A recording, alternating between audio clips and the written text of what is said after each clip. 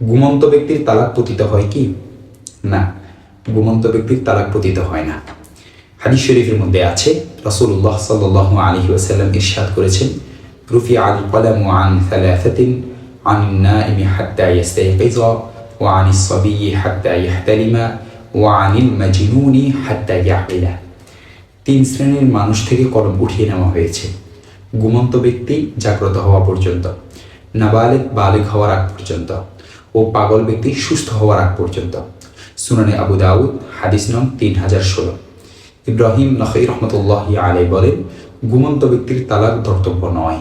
দেখতে পারেন কিতাবুল আসার 2 নং খণ্ড 451 নং পৃষ্ঠা, মুসান্নিফে আব্দুর রাজ্জাক, হাদিস নং 11425, শরহ মুখতাসারিত তাহাবী 5 নং খণ্ড 13 নং পৃষ্ঠা, আল মুহিতুল বুরহানি 4 নং খণ্ড 391 নং পৃষ্ঠা, রদ্দুল মুখতার 3 নং খণ্ড 243 নং পৃষ্ঠা।